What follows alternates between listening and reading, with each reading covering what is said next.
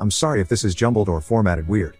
Our most recent fight just happened and I'm still upset, plus I've never posted something this. My 29F, husband 33M. We've been married for 4 years, together for 7.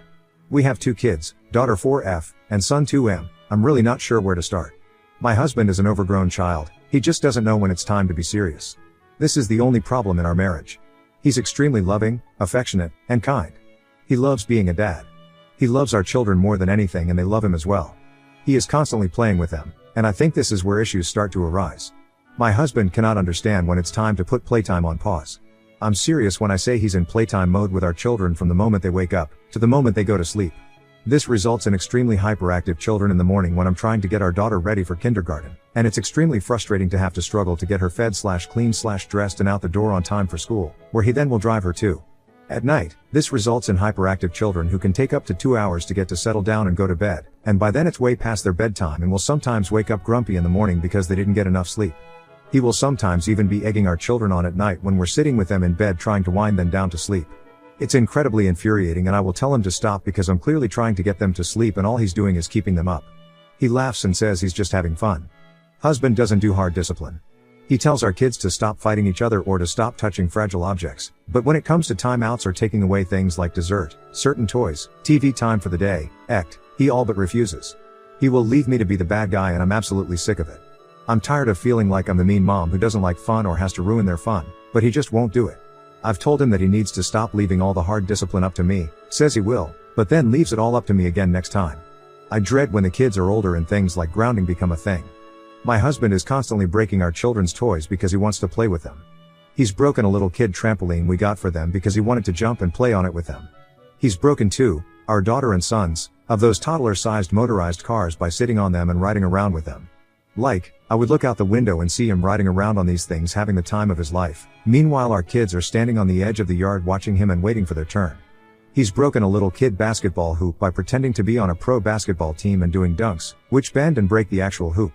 Our daughter's birthday was last month, and one of our friends bought her a little scooter. My husband broke it within a week because he wouldn't stop playing and doing tricks on it every time he stepped outside the house for something.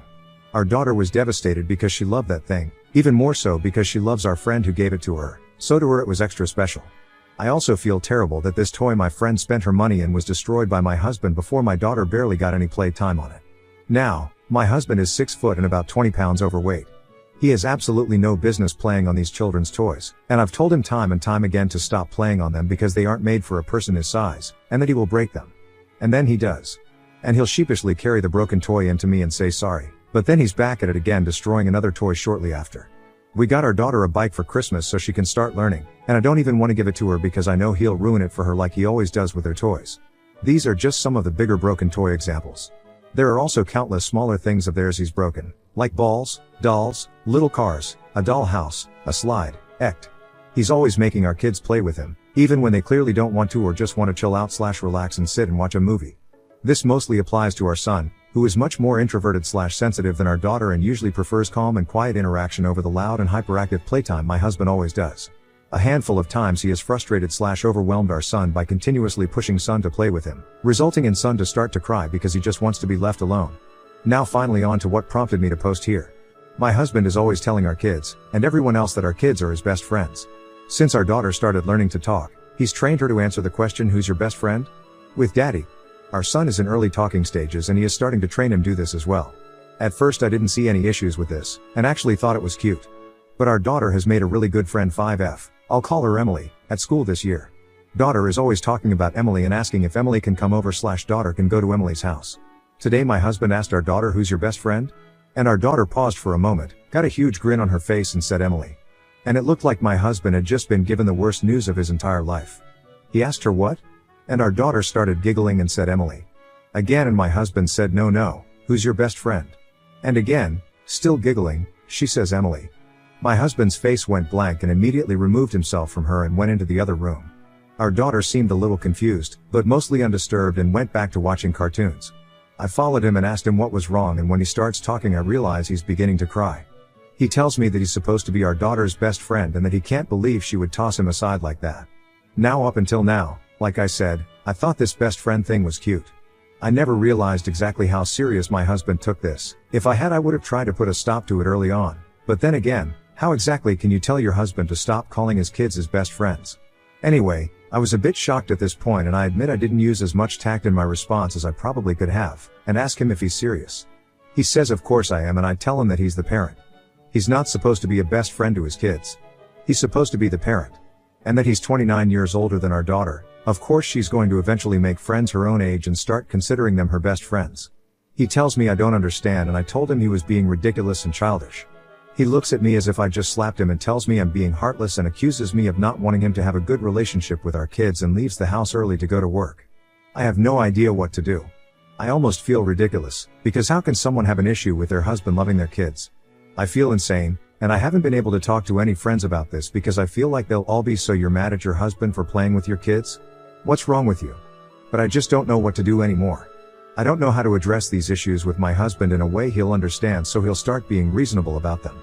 I also feel extremely anxious about everything now, because my husband and I have been trying for the last 2 months to conceive another baby, and now I don't want to bring another child into the world without having this mess sorted out. But I know telling my husband I want to wait on this third child will devastate him. Edit. Since it's being asked a few times, I'm just going to put this here instead of typing the same comment over and over. My husband's relationship with his parents growing up was, in his words, great. He has 3 siblings, all successful adults, and his parents' interaction with our kids now give no indication that they are the reason my husband doesn't seem able to grasp parenting himself. Update. A few things first, I just want to thank everyone who commented on my op. I got overwhelmed with the amount of responses while on mobile, had no computer when I posted, and stopped replying, but I read every single comment and story. I've received a few PMs asking for an update, and I'm sorry it's so late. This update would be extremely long if I typed every single detail, and still is kinda long. Whoops, so I'm gonna try and condense it. So, I sat my husband down the night he got home from work after posting my op, and we had a long talk. Again, this would be incredibly long if I wrote all the details, so I'm gonna summarize and go in the order of my points I made in my op. Keep in mind, our talk didn't follow the order of my post, so I'm sorry if anything seems confusing, since it would have been discussed out of order. On not knowing when to pause playtime, I told him that I know he loves playing with the kids, and I love that he loves playing with the kids, but that I really need him to work with me during bedtime. I also once again pointed out that their lack of sleep is making them grumpy and harder to manage in the mornings, and that they're growing and need their sleep. He's had a couple slip-ups since, but he's cooled it down around bedtime now and makes more of an effort to help me with bedtime. He's started reading to them instead. I used it to it, and is 20 times better than me at it because they love the funny voices he gives the characters. On discipline, I told him it's not fair of him to constantly make me feel like the bad guy. And that no parent likes disciplining their kids, but they need it to learn and grow into good adults, and that I need him to be united with me on punishments. He's having a little trouble with this one, but has been trying more. Which I appreciate. On breaking their toys, I, again, told him that I know he loves playing with our kids, but he needs to stop destroying their things. That not only is it upsetting them, but it's causing us to needlessly spending extra money to replace things that we don't need to be. I took this part of the talk to suggest we finally get a full-size trampoline like we had been talking about for a little while, and that he should dig out his bike from the garage so he can ride with our daughter when she learns. We're both probably more excited about the trampoline than the kids, lol. We talked more about this topic, but these are the most relevant points. He realized he goes a little too far after I described the scene I wrote about in my op, with him riding around on their little cars while the kids are standing on the sidelines. I'm also happy to report he has stayed off our daughter's new bike. On making the kids play when they don't want to, he agreed that it wasn't cool of him to push just because he wants to play. I told him our kids are people, and just because they're kids, doesn't mean they don't deserve to have their boundaries respected or time to themselves. And now on to the best friend thing. This was the first thing we discussed. Long story short, he was feeling hurt and generally having a little trouble accepting our daughter was growing up. This is really the first big thing she's done or said to show that she is, in fact, growing up. And he just wasn't expecting it and handling it very poorly, which he knew he did. I took a line from a comment on my op and told him our children will have lots of best friends in their lifetime, but he will always be their only dad. This visibly comforted him, so thank you to whoever it was who wrote that. I took a suggestion from someone on the op, and suggested that he call up his own parents and ask them for advice on how they handled watching 4 kids grow up and leave the nest. He really liked this idea and has since done so. I also showed him stories commenters on my op shared about their relationship with their parents growing up. I told him that I'm not showing him them because I think he's going to become like those parents, but that I think it's important he see the children's side of things. These stories hit him pretty hard, which led into this, so I left something out of my op that I didn't realize was relevant. Lots of people asked how my husband's relationship with his parents was growing up, and I answered that it was great. However, my own relationship with my parents was horrible. Long story short, I don't get along with nor even like my parents, and I see/talk to them maybe once a year. Growing up was miserable, to say the least. And it affected me for quite a long time, where I was a huge ball of anger and resentment because of the way my parents treated me. I told my husband about all of this a few months after we started dating, so he was aware of everything from the start. My husband told me he told himself he would be the best dad he could be, because he wanted our kids to have the childhood he knew I wanted, and wanted for them. Now, I started crying here and was a bit of a mess for a few minutes lol. It was honestly one of the most touching things anyone has ever said to me. I told him he is the best dad, and that I love him so much for it. Finding out that this was essentially the root of everything, it was a lot easier to continue on with the rest of my points. Everything has been great since.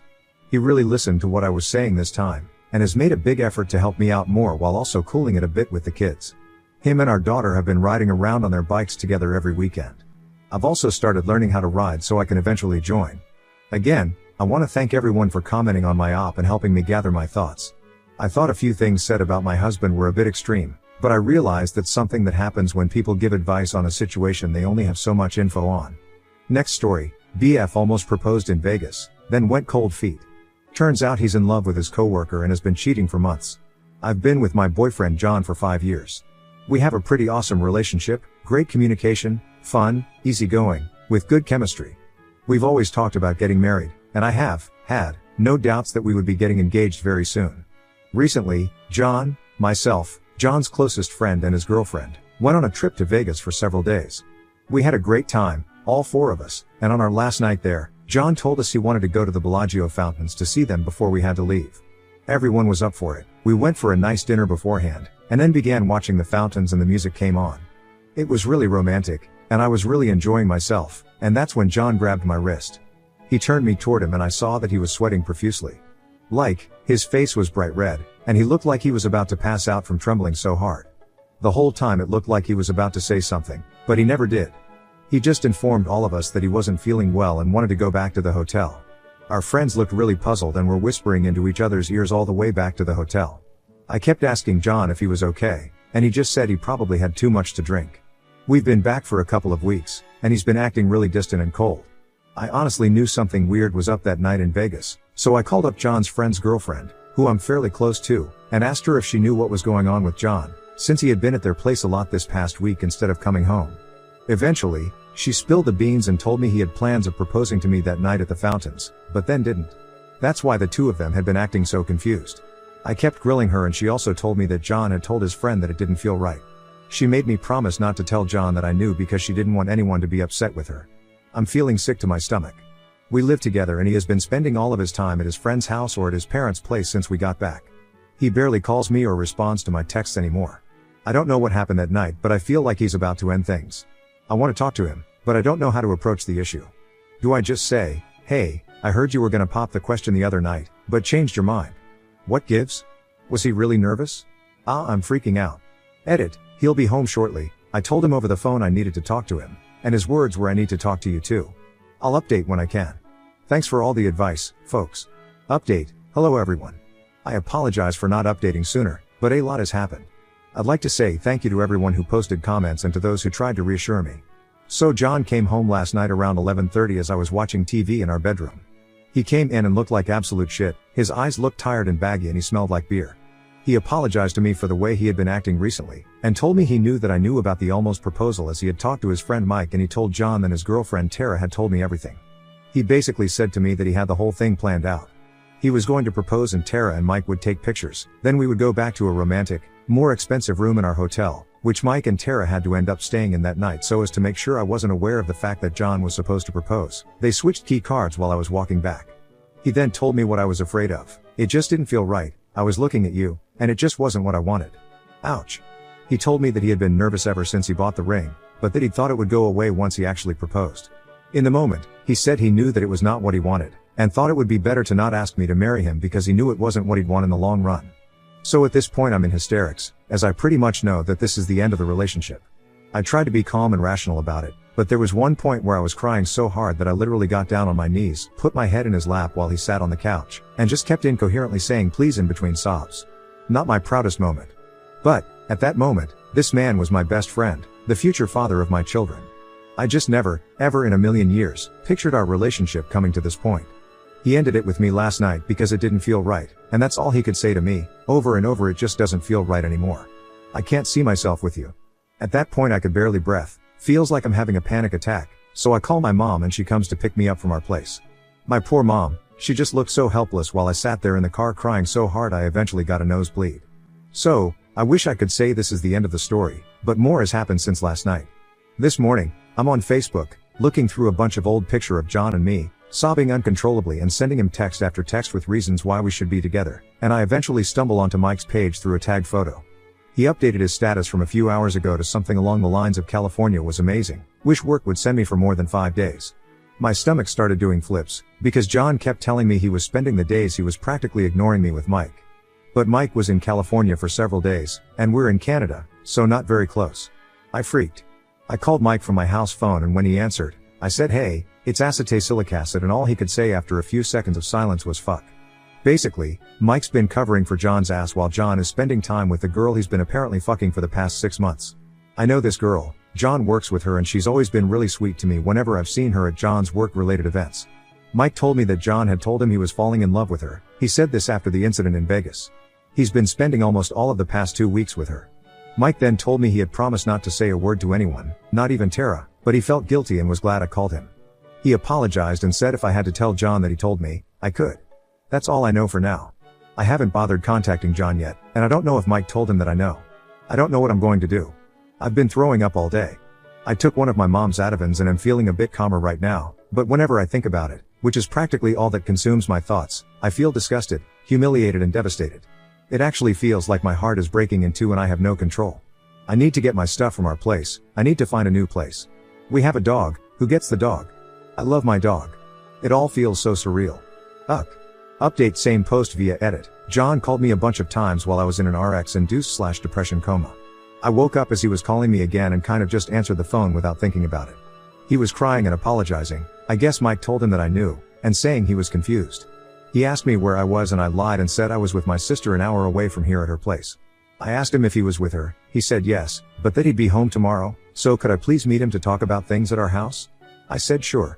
I asked my mom to drive me to our place a little while ago and I kidnapped my dog, brought her back and I'm feeling much better. I'm also not meeting with him tomorrow. You guys, I didn't think it would help this much to ask you guys for advice. But I've read each and every one of your comments and dear God, I feel 1000x better than I did a few hours ago. Thank you. I feel so different. It's weird.